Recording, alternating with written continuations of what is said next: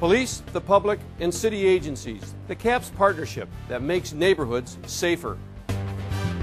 I'm Peter Carl, and this is Chicago Crime Watch.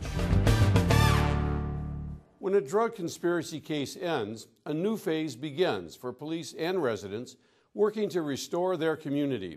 It's not a quick or easy process, but each victory is a cause for celebration. We look today at one recent victory on Chicago's South Side. A boarded-up house is not typically a welcome sight, but in this case, and on this block, it is. When I arrived that day to serve the warrant to this gentleman at this house, actually the neighbors started to come out and clap. The board-up and sale of 5437 South Winchester is a major milestone in the revitalization of this block. The road to revitalization began in 2005 with a drug conspiracy operation called Clownfish. This house here was the focal point of the mission.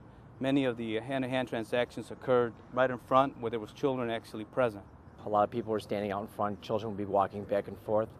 One gentleman actually held a child as he made a narcotics transaction. Police had enough evidence to charge 14 people for drug dealing on and near 5437 South Winchester.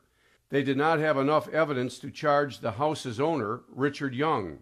He was not involved directly in any of the drug deals themselves, but he closed his eyes and he enabled the people to sell the drugs. Some of them were family members, some of them were not family members, they were tangentially related, but he didn't care. The case was turned over to the Drug and Gang House Enforcement Team. I then did an investigation on the property, including prior arrests, calls for service. We do talk to the neighbors a lot. We also take a look at reports that are put together by tactical units, by special narcotics units, to see exactly if there's a pattern going on, and if and so there is, then we pursue it with the help of Corporation Counsel. While city attorneys and police built a case against Young, 9th District officers took over where the narcotics team led off. We did a number of things. First of all, there's a camera that's in proximity here, which was put up both to deter and to detect any activity. So if anybody did try to start back up again, we could get the jump on it. We have developed phone trees up and down the blocks. We're currently working on a block club. We're getting owners in compliance with other vacant buildings in the area. Compliance was hard to come by with the Young house. We put on our evidence. The attorney for Mr. Young approached us and said that they were ready to enter into an agreement. And one of those parts was that they would sell the property to NHS for $85,000 within 2 months. He never did anything to move it forward to selling the property to NHS. So we ended up having to file a case in circuit court for failure to comply with an administrative order. For his failure to comply, Young not only was forced to sell the house, he was fined $30,000 and sentenced to 4 days in jail. This mission serves purpose to every property owner in the city of Chicago, that not only are we targeting open-air drug markets, but we're also coming up to the owners that are allowing and facilitating drug sales to come in and around their property. Neighborhood Housing Services will now rehab the house and sell it to a qualified buyer.